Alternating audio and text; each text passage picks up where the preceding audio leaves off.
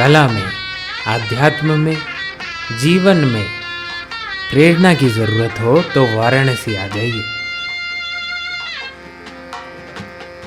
मृत्यु को स्वीकार के जीवन आगे ले जाने की प्रेरणा देता है मणिकर्णिका घाट।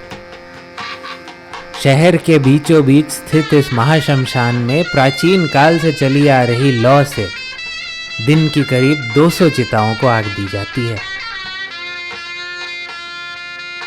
मणिकर्णिका यानी पार्वती जी के कान का आभूषण जो मान्यता अनुसार उन्हें हिमालय ले जाते समय इस स्थान पर गिरा था।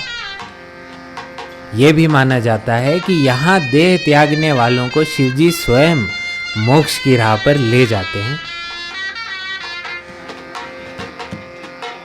प्रेरणा की दरकार तो साहित्यकारों को भी है। यहीं गंगा किनारे बैठे तुलसीदास जी ने रामचरितमानस की रचना की। प्रेमचंद और जयशंकर प्रसाद के साहित्य ने भी वाराणसी में स्वरूप पाया और दुनिया भर में प्रसिद्ध कबीर के दोहे भी इन्हीं घाटों की देन है।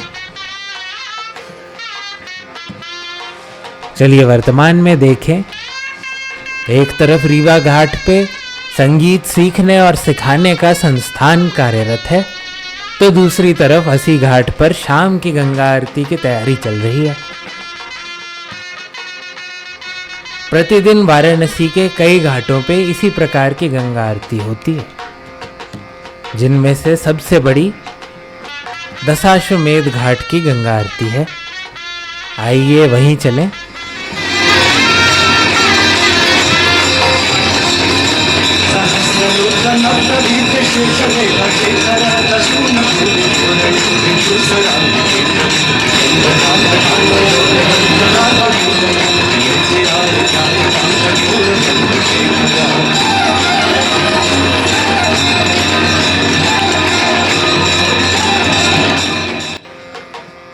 अभिव्यक्ति के नित नए माध्यम फिल्म जगत का भी चहेता है वाराणसी।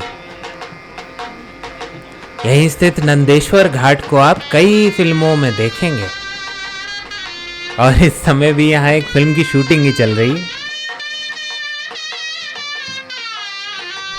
नृत्य और शास्त्रीय संगीत के क्षेत्र में पंडित रविशंकर और बिरजू महाराज जैसे कलाकार वाराणसी में पले बड़े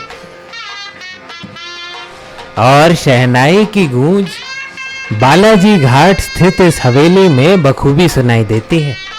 यह हवेली प्रसिद्ध है उस्ताद बिस्मिल्ला खां के सुबह के रियाज के लिए और पास ही आलमगीर की मस्जिद। कहते हैं यहाँ इतना ही भव्य बिंदु माधव यानी विष्णु जी का मंदिर हुआ करता था और यहाँ इस स्थान पर त्रिलोचन यानी शिव जी का मंदिर। अतीत की कई ऐसी सुंदर रचनाएं आक्रमणों में नष्ट हुई, पर वाराणसी कभी नष्ट नहीं हुआ, कभी खंडर नहीं बना।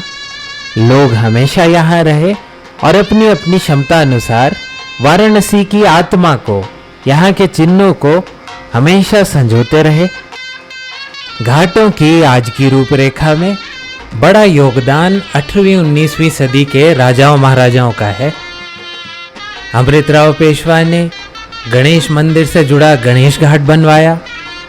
बाजीराव पेशवा ने शीतला मंदिर से जुड़ा शीतला घाट बनवाया। बालाजी पेशवा ने बालाजी घाट का निर्माण किया, तो पंचकोल के राजा ने पंचकोट घाट का निर्माण किया। इसी श्रृंखला में ग्वालियर की रानी बीजाबाई ने सिंधिया घाट का निर्माण किया। यह घाट प्रसिद्ध है रत्नेश्वर महादेव मंदिर के लिए। इस मंदिर की अद्भुत संरचना के चलते इसे डूबा हुआ मंदिर या काशी करवट के नाम से भी जाना जाता है। नए हुए निर्माणों में प्रमुख है काशी विश्वनाथ धाम, जिसका ये गंगा द्वार है। द्वार के एक तरफ मणिकर्णिका घाट और दूसरी तरफ ललिता गौरी घाट है। ये निर्माण नेपाल के राजा के सौजन्य से 19वीं सदी में हुआ था और इसमें काठमांडू स्थित पशुपतिनाथ मंदिर को याद किया गया है। और इसी तरह भारत के कुछ और प्रसिद्ध मंदिरों के लघु रूप वाराणसी में दिख जाते हैं।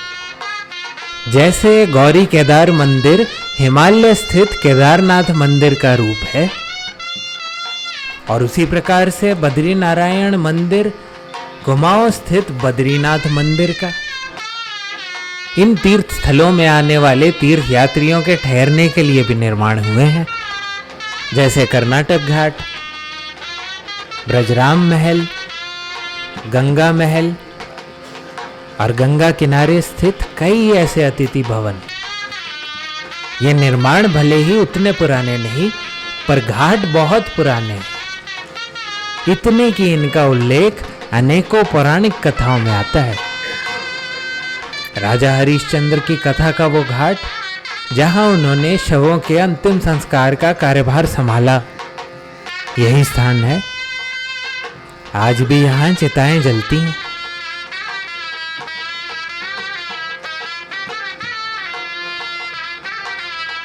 पास ही सारनाथ है, वो स्थान जहां 2500 साल पहले महात्मा बुद्ध ने अपनी प्रथम देशना दी।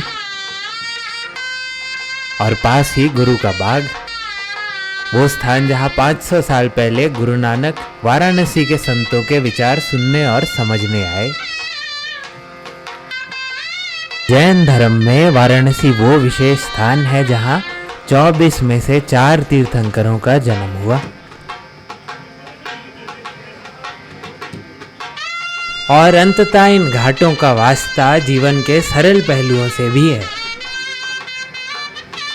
गाय घाट पशुपालन, त्योहारों और सामाजिक सम्मेलनों को समर्पित है।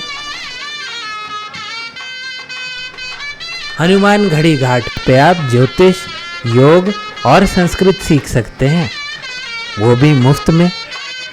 यही नहीं, यहाँ स्थित गंगा अखाड़े में जोर आजमाइश की भी गुंजाइश है। और फिर कुश्ती के असली चाहने वालों के लिए पांडे घाट, जिसका नाम ही वाराणसी के लोकप्रिय पहलवान बबुआ पांडे के नाम पे है।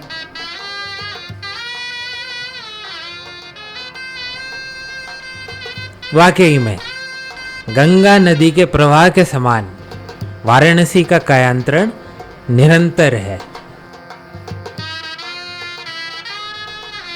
मानव जीवन को समझता और इस समझ को सदियों तक संजोता ये शहर दुनिया भर में अनूठा है। आशा है आपको ये कार्यक्रम भा गया। एक नई जगह फिर मुलाकात होगी।